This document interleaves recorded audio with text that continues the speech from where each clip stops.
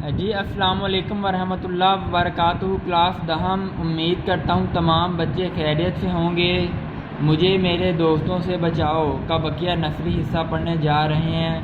بیٹا آج 22 جولائی 2020 بروز بدھ، آئیے آغاز کرتے ہیں۔ جی یہ کہتے ہوئے وہ اوپر آتے ہیں اور دروازہ اس زور سے کھولتے ہیں کہ گویا کوئی گولا آگ کے لگا۔ کون کہہ رہا ہے؟ مصنف۔ کیا کہہ رہا ہے کہ احمد مرزا جب میرے ملازم کو کہتے ہیں کہ ان کو بیمار ہونا ہے، چیختا چلاتا جب وہ اوپر آتا ہے تو یوں دروازہ کھولتا ہے کہ جس طرح کوئی گولا آ کے لگا۔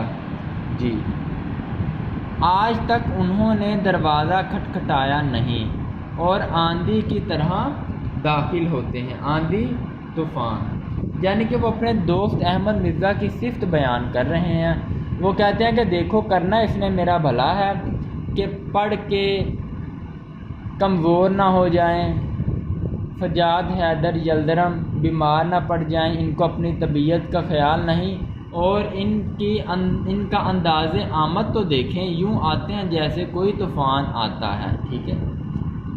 آہا افتجابیہ، آخر تمہیں میں نے پکڑ لیا، مگر دیکھو میری وجہ سے اپنا لکھنا بند مت کرو، میں حرج کرنے نہیں آیا۔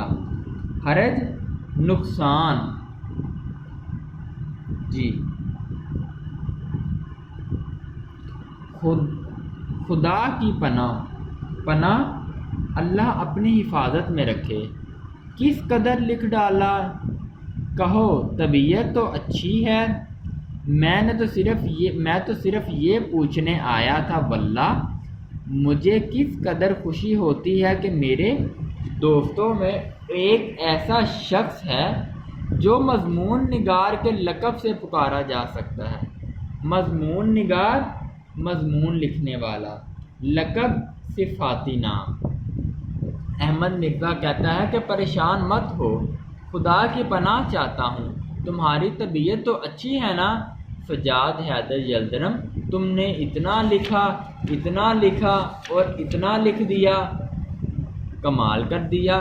مجھے تو فخر ہے کہ میرے دوستوں میں کوئی ایک ایسا دوست ہے جسے میں مضمون نگار کے لقب سے پکارتا ہوں۔ لو اب جاتا ہوں، میں بیٹھوں گا نہیں، 1 منٹ نہیں ٹھہرنے کا، تمہاری خیریت دریافت کرنی تھی۔ خدا حافظ۔ خیریت، بہتری، بھلائی۔ جی اس کے بعد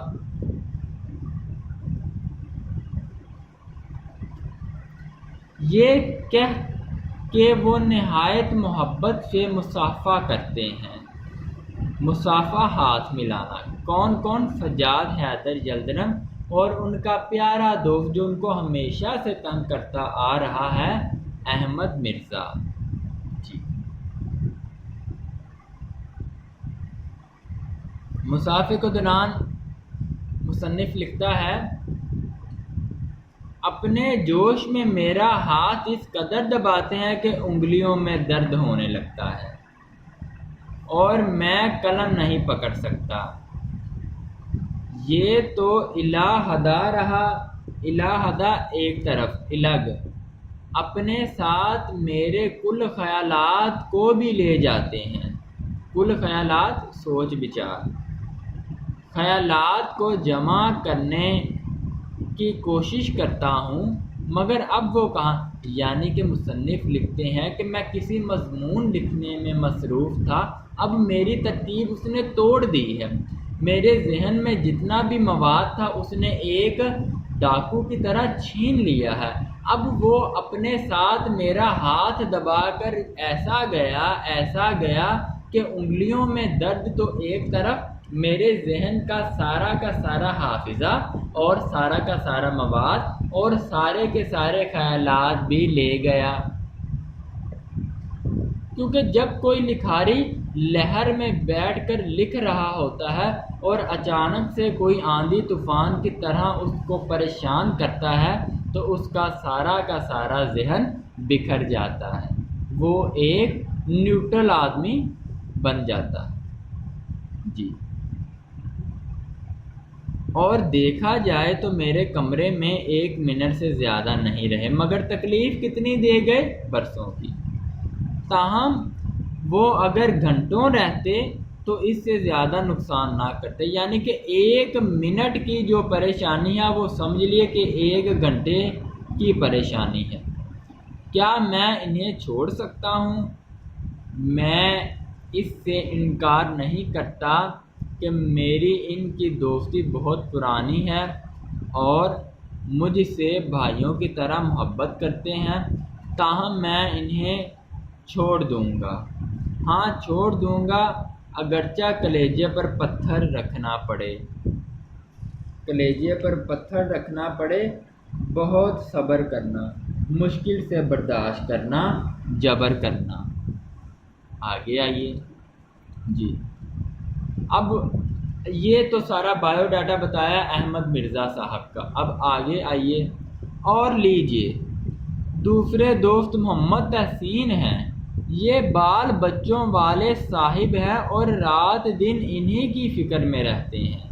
دوسرے دوست تحسین بال بچوں والے یعنی کہ شادی شدہ ہیں اور رات دن اپنے بیوی بچوں کی فکر سوچ بچار میں رہتے ہیں۔ جب کبھی ملنے آتے ہیں تو تیسرے پہر کے قریب آتے ہیں۔ جی بیٹا آگے آئیے۔ جب میں کام سے فارغ ہو چکتا ہوں، یا بیٹا دیکھیں لفظ ہو چکتا ہوں لکھا، آپ ہو چکا بھی لکھ سکتے ہیں، لیکن اس قدر تھکا، اب دیکھیں تیسرا پہر بے وقت، ٹھیک ہے، رات کے بعد کا وقت،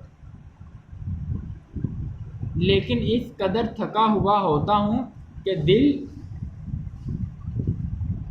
یہی چاہتا ہے کہ 1 گھنٹہ آرام کرسی پر خاموش پڑا رہوں۔ جی آگے آئیں۔ مگر تحسین آئے ہیں، ان سے ملنا ضروری ہے، ان کے پاس باتیں کرنے کے لیے سوائے اپنی بیوی بچوں کی بیماری کے اور کوئی مضمون نہیں۔ مضمون عنوان کہ وہ ماشاءاللہ تب آتے ہیں جب تیسرا وقت ہو چکا ہوتا ہے، جب میں کام سے فارغ ہو چکتا ہوں، جب میں تھکا ہارا ہوا آتا ہوں، دل میں یہی سوچتا ہوں کہ اب میں 1 گھنٹہ آرام کرسی پر بیٹھ کر آرام کروں۔ ادھر سے ماشاءاللہ تحسین صاحب کی آمد ہو جاتی ہے، اور ایسی آمد ہوتی ہے کہ ان کے پاس کوئی خاص دلچسپ موضوع تو نہیں ہوتا جو میری تھکاوٹ کو پورا کر سکے، تھکاوٹ کو دور کر سکے۔ ہاں ان کے پاس ایک ہی ڈنڈی رونا ہے، وہ یہ ہے بیوی بچے بیوی بچے بیوی بچے۔ جی یہ ہے تحسین صاحب کا کردار، جو کہ سجاد حیدر یلدرم کے دوسرے دوست ہیں۔ اور ادھر فقیر کیا کہتا ہے؟ میرا کوئی دوست نہیں، میں مصیبت کا مارا ہوں، میرا کوئی دوست نہیں، میں کتنی ہی کوشش کروں مگر وہ اس مضمون سے باہر نہیں نکلتے۔ کس مضمون سے؟ بیوی بچے، ان کی بیماری، ان کی دوا۔ اگر میں موسم کا ذکر کرتا ہوں تو وہ کہتے ہیں ہاں بڑا خراب موسم ہے، میرے چھوٹے بچے کو بخار آ گیا، منجلی لڑکی کھانسی میں مبتلا ہے۔ منجلی لڑکی درمیانی لڑکی، ٹھیک ہے۔ اگر پالیٹکس یا لٹریچر، پالیٹکس سیاست کو کہتے ہیں، لٹریچر ادب کو کہتے ہیں، دونوں انگلش کے لفظ ہیں۔ 1 2 یہاں پہ لکھا گیا ہے تو دیکھیں 1 2 یہاں بھی لکھا گیا ہے، لٹریچر پولیٹکس، اوکے بیٹا۔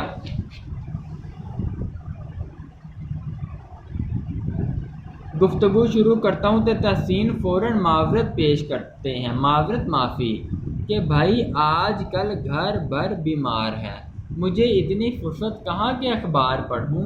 اگر کسی عام جلسے میں آتے ہیں تو اپنے لڑکوں کو ضرور ساتھ لیے ہوئے ہیں اور ہر ایک سے بار بار پوچھتے رہتے ہیں طبیعت تو نہیں گھبراتی، پیاس تو نہیں معلوم ہوتی، کبھی کبھی نبض دیکھ لیتے ہیں، اور وہاں بھی کسی سے ملتے ہیں تو گھر کی بیماری کا ذکر کرتے ہیں۔ لو جی یہ طبیعت تھی محمد تحسین کی، جن کا موضوع مرکز محور ہی بیوی بچوں کی بیماری ہے اور بیوی بچوں کا بخار ہے۔